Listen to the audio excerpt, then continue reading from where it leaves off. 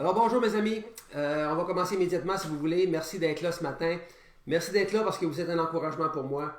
Et lorsque je vous vois connecté, écoutez, moi ça me motive à continuer. Alors ce matin, on va faire une petite étude à partir de la parole de Dieu, comme on le fait chaque dimanche. Et il s'agit d'un texte du livre de Jean. Jean au chapitre 3 et le verset 1 et les suivants bien entendu. Puis il s'agit d'un de mes textes préférés, okay? Parce que Jésus explique de façon claire comment obtenir la vie éternelle. Il s'agit d'une conversation que Jésus a eue avec un homme qui se nomme Nicodème, okay? Qui est un haut placé de la religion juive. Je vais décortiquer pour vous chacun des versets afin d'en sortir tout le jus, toute la nourriture qui s'y trouve. Okay? Et ça devrait vraiment vous éclairer sur le chemin qui mène au salut, c'est-à-dire sur le fait d'être sauvé au jour du même. Avant de commencer à regarder ce texte en soi, il est important de bien se placer dans le contexte. Okay? Puis le contexte, lui, est le suivant. Vous avez déjà entendu parler des noces de Cana. Okay? Cana est un petit village de la Galilée. Et ce fut à ces noces que Jésus fit son premier miracle. Il a changé l'eau en vin. C'est une histoire que beaucoup de gens connaissent. Et j'imagine que ce miracle-là n'a pas dû passer inaperçu. C'était vraiment le premier miracle de Jésus. Et il a dû se répandre comme une traînée de poudre dans les environs. Okay? Après ce miracle-là, Jésus est descendu à Capernaum avec sa mère, ses frères et ses disciples. Et oui, Jésus avait des frères de sang. Il y avait aussi au moins 2 sœurs. Alors, c'est clair que Marie n'était pas vierge. OK, on s'entend. Et là, il est demeuré là quelque temps. La Pâque juive était proche à partir de ce moment-là. Et Jésus est monté à Jérusalem pour aller au temple. Et lorsqu'il est arrivé au temple, il a vu à l'intérieur du temple des vendeurs de bœufs, des vendeurs de brebis. Il y avait des vendeurs de pigeons, il y avait aussi des changeurs. Vous allez me demander peut-être c'est quoi un changeur, là? Un changeur, c'était, vous savez, dans ce temps-là, dans le temple, la seule monnaie de transaction qui existait, c'était la monnaie juive, qui était acceptée. Okay? Et bien entendu, il y avait des gens de différents milieux avec différentes monnaies qui arrivaient. Et lorsque les gens voulaient faire des transactions, des dons, quoi que ce soit, bien, il y avait des bureaux où ils changeaient l'argent qui venait de l'étranger en monnaie juive. Okay? Et bon. Et c'est à ce moment-là que Jésus s'est fait un fouet et qui a chassé les gens du temple. En disant au chapitre 2, toujours dans le livre de Jean, au verset 16, « Ôtez cela d'ici. Ne faites pas de la maison de mon Père une maison de trafic. » Tout le gratin de la religion juive était présent lors de cet événement. Les pharisiens étaient là, les sacrificateurs étaient là, les docteurs de la loi, les scribes, tout ce qui était le plus haut dans la religion juive était là lors de cet événement. Alors vous comprenez que ça brassait. Là. Jésus venait de faire le ménage pas mal dans le temple et les Juifs étaient là en même temps.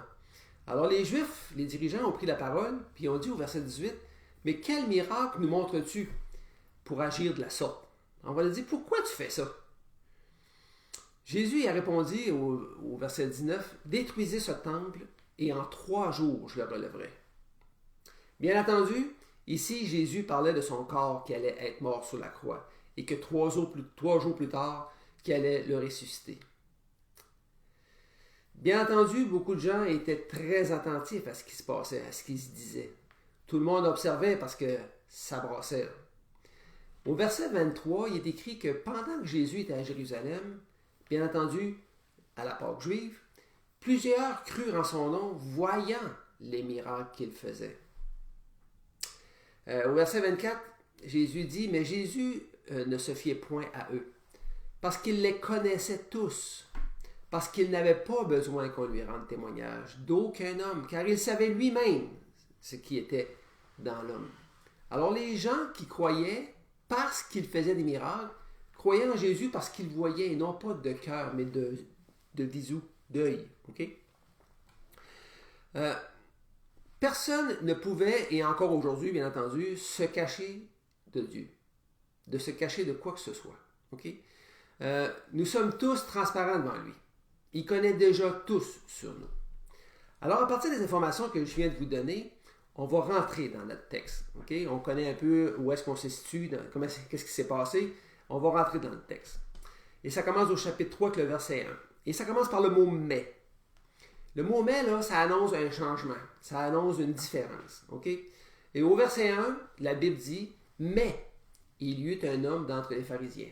Oh, il y a une différence là. « Mais il y eut un homme d'entre les pharisiens nommé Nicodème, un chef des Juifs, qui vint, lui, auprès de Jésus de nuit. » Avant d'aller plus loin, on va regarder qui était Nicodème. Okay? La Bible dit qu'il était un haut placé de la religion juive. Si on se compare avec la religion catholique, on pouvait parler à peu près de quelqu'un comme un cardinal, à peu près. Okay? Il était un chef des Juifs. Et ce n'était pas n'importe qui, mes amis. Il était très important de comprendre que ces hommes-là, pas ces hommes, mais cet homme, pardon, connaissaient les Écritures sur le bout de ses doigts. Okay? Ici, ce n'est pas une image, c'est vraiment véridique, parce que les pharisiens de l'époque, ces gens de Dieu là, qui se disaient hommes de Dieu, ils devaient mémoriser les textes de la parole de Dieu par cœur. Ce qui est aussi important de comprendre, c'est que Jésus avait une conversation en privé avec cet homme et non pas avec nous. Okay? Très important de comprendre ça. Bien sûr que ces textes-là sont bons pour nous, puis ils nous permettent de nous renseigner, mais Jésus s'adresse à Nicodème et selon ses connaissances juives de l'époque. Ces Juifs de l'époque, et encore aujourd'hui, ils étaient zélés pour l'observation des ordonnances physiques de la loi. Okay? Ils observaient le sabbat et tous les gens adoraient. Il y avait des principes d'adoration qui étaient mis en place. Les Juifs étaient zélés à ce niveau-là. Tout ce qui se passait dans le temple, le service au temple, l'observation des 10 commandements et tout ça, ils étaient vraiment zélés pour ça. Okay? Puis en revanche, ils ne connaissaient comme rien du côté spirituel. Et vous allez le constater par vous-même avec ce qui va suivre. Un fait intéressant, c'est que Nicodème est venu le voir de nuit, comme en cachette. Nicodème, il voulait en savoir plus sur ce Jésus-là, okay, qui faisait tant de miracles, et il ne voulait surtout pas que ses confrères haut placés le sachent, parce qu'ils n'auraient pas aimé ça du tout, parce que Jésus n'était vraiment pas aimé par les hauts dirigeants juifs. Okay? Et c'était normal qu'il aille le voir de nuit. Et Jésus, qui connaît tout, connaissait aussi les raisons de la venue de Nicodème. Il connaissait le questionnement dans son cœur et il a vu aussi la sincérité de Nicodème. Parce que quelqu'un qui cherche avec cœur, c'est différent de quelqu'un qui cherche sans son cœur. Okay? Alors, Nicodème, il lui a adressé la parole au verset 2 en lui disant « Rabbi ». Rabbi, ça veut dire maître. Nous savons que tu es un docteur venu de Dieu, car personne ne peut faire ces miracles que tu fais si Dieu n'est avec lui. Alors les dirigeants juifs savaient que Jésus était venu de Dieu, parce qu'il est écrit « Nous savons que tu es un docteur ». N'est-ce pas? Ils le savaient, mais ils n'en voulaient pas de ce Jésus-là, parce que ce n'était pas ce genre de sauveur-là qu'ils attendaient. Ils attendaient un sauveur pour les libérer des Romains, et non pas un sauveur pour sauver la vie spirituelle, tu comprends? Et ici, Jésus, il ne perd pas de temps avec Nicodème, okay? Parce que Jésus sait que Nicodème se pose comme question. Il sait c'est quoi qu'il se pose comme question. Et il sait aussi la raison de sa visite. Et Nicodème était un peu troublé parce qu'il voulait vraiment savoir c'était qui Jésus. Okay? Et Jésus, il entre dans le vif du sujet sans aucun détour, puis il lui dit au verset 3 tout de suite, en vérité, je te le dis, si un homme ne naît de nouveau, il ne peut voir le royaume de Dieu. Le mot voir ici, là, il est utilisé dans le sens de connaître le royaume de Dieu, de le comprendre. Okay? Il lui dit que pour connaître ou comprendre le royaume de Dieu, il faut naître de nouveau. Vous savez, le royaume de Dieu passe par Jésus. Okay? Le royaume de Dieu, il appartient à Jésus. Il en est le roi, il en a l'autorité suprême et il en est l'essence même du royaume de Dieu. On va regarder un petit texte en dehors de celui qu'on étudie présentement, qui est dans le livre de Matthieu, au chapitre 12 et verset 28, qui nous dit « Mais si c'est par l'Esprit que je chasse les démons. Je vous dis tout de suite que Jésus était en conversation encore. Il était encore en train de se justifier parce que les gens l'accusaient d'avoir un démon. OK? Et il se demandait comment ça se fait ça que tu chasses les démons, puis il essayait d'accuser Jésus. Mais si c'est par l'Esprit que je chasse les démons, alors le royaume de Dieu est donc venu vers vous. Et c'est Jésus ici qui parle de lui-même en disant « Je suis venu vers vous », en parlant du royaume de Dieu. Alors là, mes amis, déjà, en partant, Nicodème, il comprend absolument rien. Il comprend rien parce qu'on parle spiritualité maintenant. On parle pas physique. OK? Puis moi aussi, j'étais comme ça avant de connaître la Bible, avant de connaître les Écritures. OK? Avant d'être né de nouveau, je comprenais rien moi non plus. Je lisais dans la Bible, ça ne me disait rien. Absolument rien. Regardez au verset 4, comment Nicodème lui répond. Comment un homme peut-il naître quand il est vieux? Peut-il rentrer dans le sein de sa mère et naître? Par cette réponse, il est clair qu'on peut voir facilement qu'il ne comprend absolument rien. Parce que c'est impossible de rentrer dans le sein de sa mère et de naître à nouveau. Okay? On pourrait voir ici que Nicodème lui a donné cette réflexion ne sachant pas du tout quoi lui répondre, ou dans le respect, il ne savait pas comment lui dire que ça n'avait pas de bon sens ce qu'il disait. Au verset 5, Jésus apporte un peu plus d'informations sur naître de nouveau. Voici ce que Jésus lui a répondu, du tac au tac. En vérité, en vérité. Okay? En vérité, ça veut dire, oui, c'est vrai, je te le dis. Si un homme ne naît d'eau et d'esprit, il ne peut entrer dans le royaume de Dieu. Si vous remarquez ici, on parle d'entrer. On ne parle pas juste de voir. On parle d'entrer dans le royaume de Dieu. Lorsque Jésus dit en vérité, là, je te le dis, là, c'est parce que ça veut dire que c'est vraiment vrai la vérité. Là. Okay? Ce que je te dis est vraiment vrai, il faut que tu écoutes. Alors, si l'on résume, pour pouvoir entrer et voir, il faut naître d'eau et d'esprit, selon ce que l'Écriture dit. Et ça, c'est très important. Et c'est encore la même chose aujourd'hui. Il est donc très important de savoir ce qu'est la naissance d'eau et la naissance de l'esprit, ou ce qu'est naître de nouveau. Commençons par la naissance d'eau. Là, Jésus va utiliser un texte pour expliquer à Nicodème. Okay? Il va expliquer un texte dans le livre d'Ézéchiel au chapitre 36 et le verset 25. C'est écrit, et là, il ne faut pas oublier que c'est dans l'Ancien Testament, c'est beaucoup avant que Jésus vienne et que Nicodème connaît très bien ce texte-là. Okay? Et c'est la raison qu'il lui parle de naissance d'eau. Je répandrai sur vous une eau pure et vous serez purifiés. Je vous purifierai de toutes vos souillures et de toutes vos idoles. Je vous donnerai un cœur nouveau, et je mettrai en vous un esprit nouveau. J'ôterai de votre corps le cœur de pierre, et je vous donnerai un cœur de chair. Ce texte était bien connu par Nicodème. Okay? Il parlait ici, si on prend le contexte, parce que je vous ai toujours dit que c'était important de regarder le contexte, il parle du rétablissement du peuple d'Israël. Mais il ne faut pas oublier, au moment de cette rencontre-là, que Jésus était là pour les Juifs. Il était là pour les Juifs et il parlait à un Juif et non à nous. Quoi qu'on utilise ce texte-là pour notre instruction. OK? Parce qu'il y a juste une façon d'avoir la vie éternelle. Les Écritures sont claires. Nous devons aussi naître de nouveau pour pouvoir et entrer dans le royaume de Dieu. Un fait qui est intéressant, c'est que dans ce texte, Dieu utilise 6 fois le mot « je ». Je vais le relire. Portez attention. « Je répandrai sur vous une eau pure, et vous serez purifiés. Je vous purifierai de toutes vos souillures et de toutes vos idoles. Je vous donnerai un cœur nouveau, et je mettrai en vous un esprit nouveau. J'ôterai de votre corps le cœur de pierre, et je vous donnerai un cœur de chair. » Dans ce texte, on voit l'eau et l'esprit. L'eau qui est comparée à l'esprit.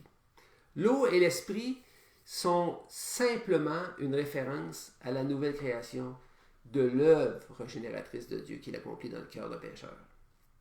Il promet un jour de le faire non seulement chez les Juifs, mais chez les païens. C'est nous les païens. Il y a les Juifs et les païens. Et les païens, c'est nous qui ne sommes pas Juifs. Okay? De manière individuelle, mais aussi pour l'ensemble du peuple d'Israël. Tu pour ça que le texte dans l'Ancien Testament est encore très, très valide. Je crois que Nicodème a compris la naissance d'eau à ce moment-là, parce que Jésus lui avait ouvert l'esprit afin qu'il comprenne et parce qu'il avait vu ce que son cœur voulait savoir. Okay? Il avait vu sa sincérité. Et qu'il fallait qu'il comprenne que ce n'était pas physique, cette nouvelle naissance-là, mais c'était vraiment spirituel. Et c'est là que Jésus ajoute au verset 6 et 7 de notre texte, « Ce qui est né de la chair est chair ». En voulant dire, ce que tu comprends, toi, c'est chair. Tu ne peux pas rentrer dans le sein de ta mère et naître. Et ce qui est né de l'esprit est esprit. Et il rajoute, ne t'étonne pas que je te dis, il faut que vous naissiez de nouveau. Jésus vient de démontrer à Nicodème qu'il y a une grande différence entre la naissance physique, qu'il faisait référence, et la naissance spirituelle. Maintenant, pour tenter de lui faire comprendre qu'est-ce que la naissance spirituelle, il lui donne un bel exemple ou une belle image qui se compare bien avec quelqu'un qui est né de nouveau, quelqu'un qui a reçu le Saint-Esprit. Okay? Et là, c'est au verset 8, toujours dans la continuité du même texte. « Le vent souffle où il veut. Et tu en entends le bruit, mais tu ne sais d'où il vient, ni où il va. Il en est de même pour tout homme qui est né de l'Esprit. » Très intéressant comme image ici. Le vent ici est comparé au Saint-Esprit. Le Saint-Esprit est quelque chose qu'on ne voit pas. Il est important de savoir que le vent, on ne sait pas d'où ce qui vient, n'est-ce pas? Vous êtes d'accord avec moi, là? On ne sait pas où ce qui a commencé. Puis on ne sait pas non plus où est-ce qu'il va s'arrêter. Par contre, on peut en sentir les effets en voyant les feuilles des arbres bouger, en le sentant sur notre peau, ou les vagues sur la mer, on peut voir qu'ils ventent. Il y a différentes façons d'en sentir les effets. À ce moment-là, nous savons que le vent est là. Lorsque vous me regardez, moi, à l'écran, ok, vous ne voyez pas le Saint-Esprit. Vous voyez un homme qui vous parle, n'est-ce pas? Pourtant, la Bible dit que lorsque l'on est né de nouveau, ou né spirituellement, la Bible dit que le Saint-Esprit vient habiter dans cette personne. Le livre de 1 Corinthiens, au chapitre 3, verset 16, nous dit bien, « Ne savez-vous pas que vous êtes le temple de Dieu? » À vouloir dire, « Ne savez-vous pas que vous êtes la résidence de Dieu? Et que l'Esprit de Dieu habite en vous? » Ici, Paul il parle à des chrétiens qui sont nés de nouveau. Le Saint-Esprit vient habiter en vous. Vous ne pouvez pas voir le Saint-Esprit qui habite en moi, ok? Vous ne pouvez pas le voir. Pas plus que le vent non plus. Mais vous pouvez en sentir les effets, de par l'amour que j'ai de parler de mon Sauveur. Et de vouloir, bien entendu, vous le faire connaître, c'est mon but. Ici, il est clair que Nicodème, il sait ça, que ça ne lui est pas arrivé d'être né de nouveau, ok? Pourquoi qu'il sait ça? Parce qu'au verset 9, Nicodème il a dit, « Comment cela peut-il se faire? » Et Jésus lui a répondu du tac au tac au verset 10, il a dit, « Tu es docteur d'Israël et tu ne sais pas ces choses. » Eh bien, mes amis, à partir de ce moment-là, Nicodème s'est tu. Il n'a plus pris la parole. Mais il a écouté ce que Jésus avait à lui dire tout le reste du chapitre. Il est clair que Jésus l'a emmené dans un coin, afin qu'il réalise son ignorance face aux choses spirituelles. Et que malgré son grand zèle pour observer une religion, cela ne suffisait pas pour avoir la vie éternelle.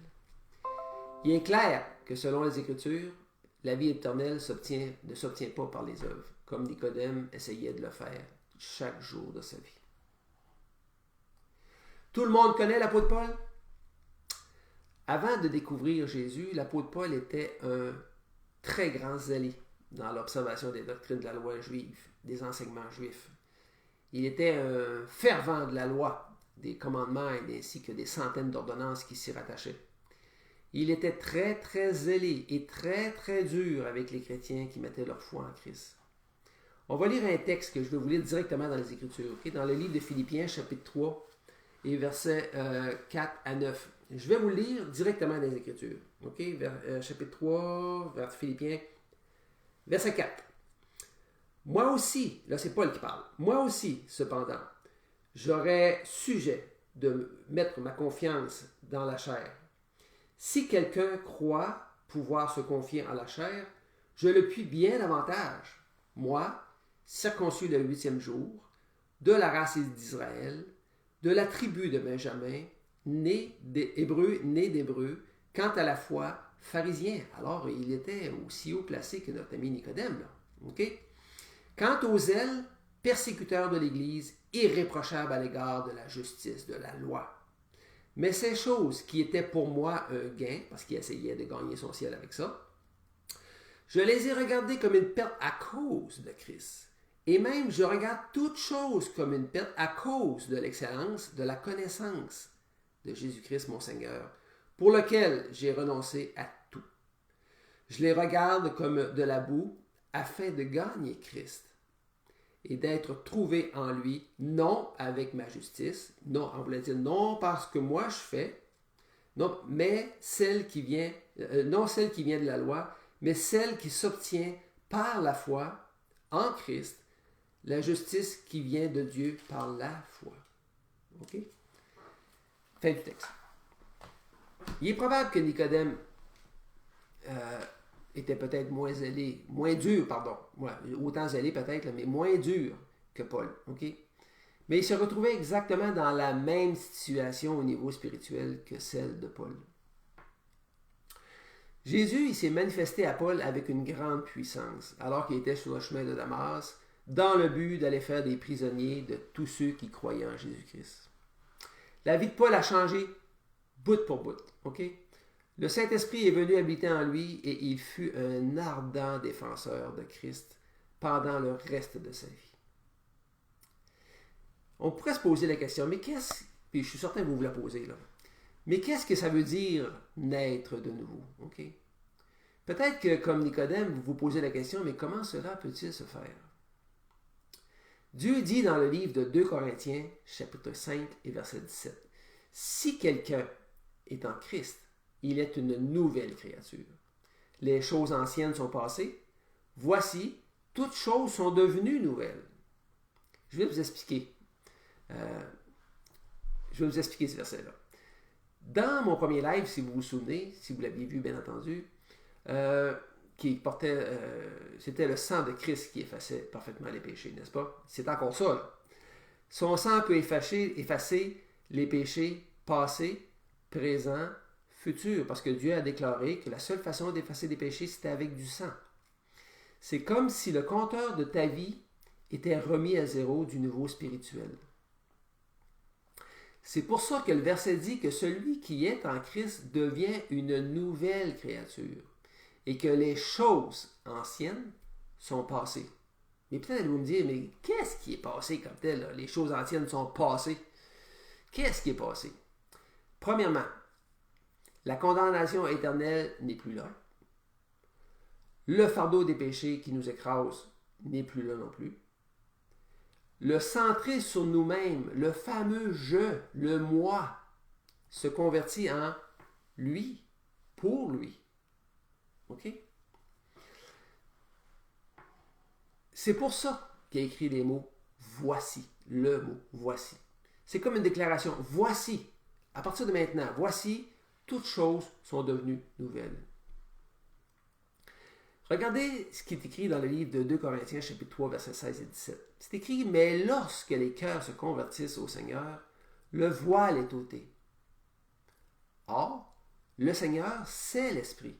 Et là où est l'Esprit du Seigneur, là est la liberté. Ce verset est d'une clarté déconcertante. Voici une petite image qui va vous aider à comprendre ce qu'est un voile. Il vous est certainement déjà arrivé de chercher quelque chose dans une armoire et que vous ne le trouviez pas. OK? Et là, il y a quelqu'un qui passe et qui vous demande « Qu'est-ce que tu cherches? » Et vous lui dites la chose que vous cherchez, puis il dit « Ben oui, non, il est juste là devant toi, tu ne l'as pas vu? » Et là, soudain, le voile saute et vous voyez ce que vous cherchez. C'est ce que je fais ce matin. C'est ce que je suis en train de faire. C'est que j'essaie de vous aider à ce que le voile s'enlève afin que vous puissiez voir spirituellement la splendeur de Jésus-Christ. Le verset se termine par « là où est l'Esprit du Seigneur, là est la liberté ». La liberté, là, c'est le contraire du mot « esclave ». C'est le contraire de l'esclavage. Le livre de Jean, au chapitre 8, verset 34, il dit « En vérité, leur répliqua Jésus, quiconque se livre au péché est esclave du péché. La liberté, c'est aussi le contraire de condamnation. Le livre de Romains, chapitre 8, 1, nous dit qu'il n'y a donc maintenant aucune condamnation pour ceux qui sont en Jésus-Christ. La liberté, c'est aussi le contraire de mort spirituelle. Éphésiens 2, 4 et 5, Éphésiens 2, chapitre 2, versets 4 et 5, nous dit que « Mais Dieu, qui est riche en miséricorde, à cause du grand amour dont il nous a aimés, c'est quelque chose, là, à cause du grand amour dont il nous a aimés, nous qui étions morts par nos offenses, par nos péchés, nous a rendus à la vie avec Christ. » C'est par la grâce que vous êtes sauvés. C'est pour ça que l'Esprit de Christ vient habiter en nous lorsque nous acceptons par la foi ce qu'il a fait pour nous. C'est comme s'il se produisait une grosse mise à jour de notre esprit. C'est comme si notre esprit se renouvelait. Okay? Et c'est pour ça qu'il est écrit « Toutes choses sont devenues nouvelles ». On ne voit plus du tout la vie sous le même angle, mes amis. Et n'allez surtout pas penser que je suis en train de vous dire que parce que vous recevez le Saint-Esprit, vous allez vous mettre à faire le bacon par terre et que vous allez tomber en extase et que vous allez faire des choses qui sont extra-naturelles. Bien non, c'est pas ça. OK? C'est pas ça du tout. Vous voyez ça dans peut-être des vidéos sur YouTube où est-ce que vous voyez des gens perdre le contrôle et ils font le bacon. Dites-vous une chose, c'est que dans les Écritures, à chaque fois que Jésus voyait des gens faire le bacon, il les guérissait. OK? Donc, ce n'est pas biblique. Pour donner suite, c'est par le moyen de la foi, okay, qu'on est sauvé. Et non par nos sentiments, comme je viens de l'exprimer là. C'est une grâce qui nous est accordée à cause de l'amour de Dieu. Une grâce, c'est quelque chose qu'on ne mérite pas. Okay? C'est quelque chose qu'on ne mérite pas, mais qui nous est accordé pareil. Quand vous faites grâce à un coupable, vous dites « Je sais que tu es coupable, mais je te fais grâce, ça veut dire je te libère. » C'est un cadeau que Dieu nous fait. Et un cadeau, c'est gratuit. Ce que j'essaie de vous dire, c'est que si vous êtes sérieux dans votre démarche, et que vous vous repentez de vos péchés, et que vous mettez votre foi, et votre foi en action, en prenant position, okay, pour celui qui est mort pour vous sur la croix, eh bien, il est certain que votre vie va changer. Okay? Et ça va se faire tout seul. Pourquoi? Parce que c'est le Saint-Esprit qui transforme vos vies. Et ça, c'est bien réel. Pourquoi que je vous dis ça? Parce que moi-même, je l'ai vécu. Okay? Tout se tient. Lorsqu'on interprète la Bible correctement, selon ce qui y est écrit, les morceaux du casse-tête, là, ils tombent à leur place. Okay? Écoutez, s'il y a un seul morceau qui ne tombe pas à sa place, vous savez ce qui va se passer. Hein? Le casse-tête, il va être déformé, c'est certain. Il y a quelque chose qui ne marchera pas quelque part. Là, okay? Et on va risquer d'obtenir une image qui est bien distorsionnée. Donc, pas la vérité. Si vous prenez une clé, j'ai un exemple ce matin. Okay? Si vous prenez une clé, il y a plein de dents sur une clé. Okay? Mais il y a une seule disposition dedans qui va faire que la serrure va se débarrer. Okay? Un seul chemin qui va débarrer la porte de la pièce. Et c'est la clé qui va vous y donner accès avec le bon code. Vous pouvez essayer d'autres clés. Et vous savez que ça ne fonctionnera pas. Okay? C'est exactement la même chose avec Dieu. Il nous donne la possibilité d'avoir accès à cette vie éternelle-là tout à fait gratuitement.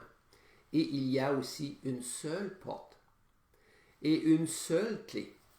Jésus dit lui-même dans Jean 19, « Je suis la porte. Si quelqu'un entre par moi, écoutez ça, si quelqu'un entre par moi, il sera sauvé. » Pour ouvrir cette porte, il nous faut trouver la bonne clé et il y en a une seule.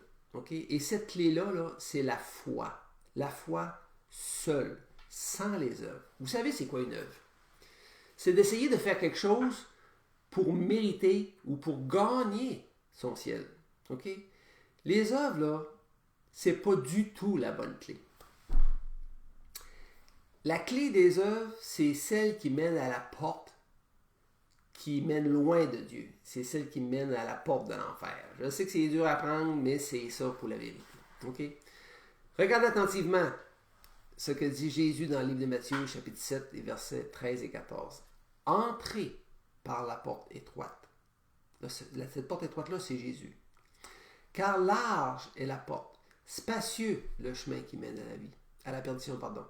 Et il y en a peu qui entrent par là. Je le relis. Entrez par la porte étroite, car large est la porte, spacieux le chemin qui mène à la perdition, et il y en a peu qui entrent par là, par la porte étroite. Dans mon premier live, je vous avais parlé d'un premier verset qui m'avait touché dans les Écritures. Lorsque j'ai fait ma recherche au début de tout, il y avait un verset qui était le livre de Matthieu, chapitre 7, verset 7, qui nous disait « Celui qui cherche trouve ». Okay?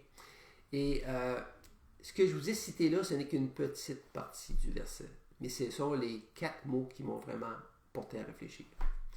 Je vais vous lire le reste. Okay? Le reste dit tout simplement, au chapitre, bien entendu, même chapitre 7, « Demandez et l'on vous donnera. Cherchez et vous trouverez. Frappez et l'on vous ouvrira. » Le verset 8, il en rajoute, il dit « Car quiconque demande, reçoit.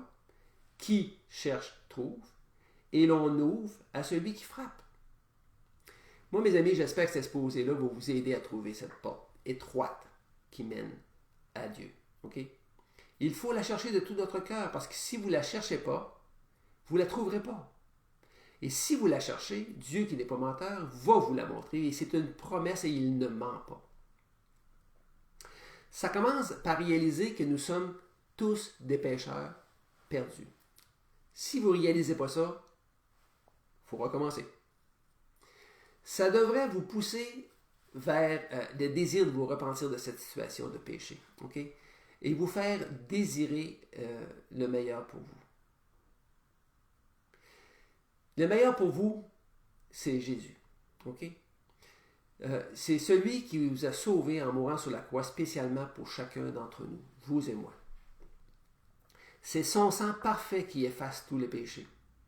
Et par la foi, acceptez que ce sang versé vous libère de la condamnation qui vous est destinée. Et par la foi seulement. Okay? Et je vais vous lire un autre verset. Et ça sera probablement mon dernier verset. Dans le livre d'Hébreux, au chapitre 11 et verset 6. C'est écrit que « Or, sans la foi, il est impossible de lui être agréable. Car il faut que celui qui cherche s'approche de Dieu. » Bougez pas, je me suis trompé. Or, sans la foi, il est impossible de lui être agréable, car il faut que celui qui s'approche de Dieu, croit que Dieu existe. Il faut commencer par croire que Dieu existe, n'est-ce pas? Il faut commencer par croire que Dieu existe et qu'il est le rémunérateur de ceux qui le cherchent. Moi, je termine en vous disant que la discussion que Jésus a eue avec Nicodème a porté du fruit.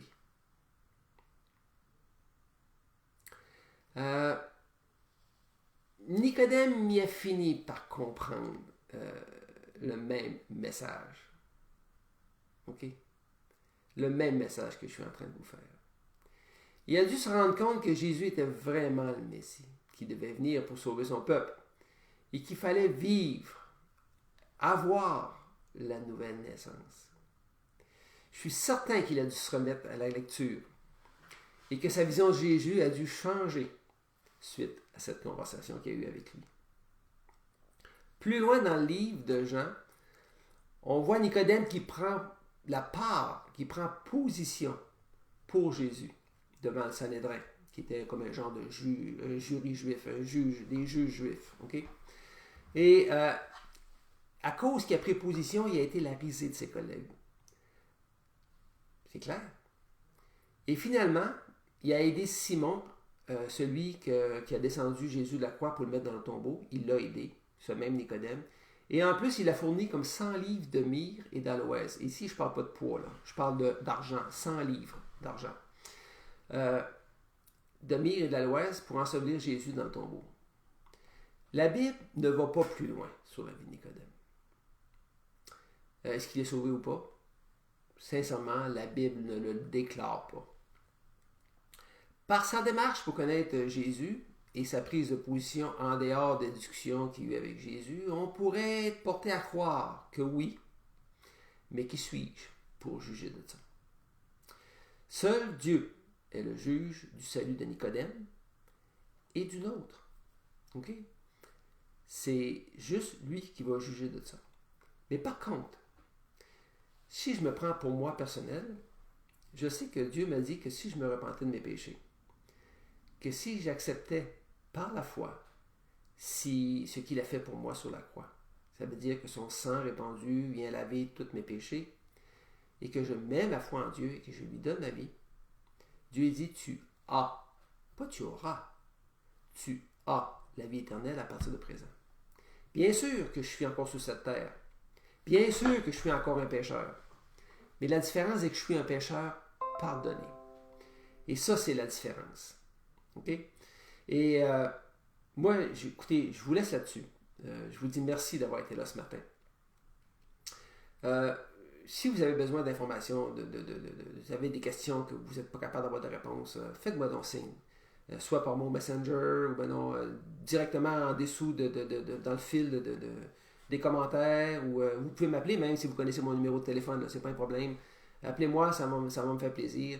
Je ne serai pas là pour vous juger, je vais être là pour vous aider et ça va me faire le plus grand plaisir. Alors, merci d'avoir été là. Je rends grâce à Dieu de pouvoir faire ça. J'espère encore qu'on pourra le faire la semaine prochaine. Et de toute façon, je vais vous revenir avec une annonce probablement vendredi. Qu'est-ce qu'on va faire? Alors, merci beaucoup et au plaisir. Au revoir.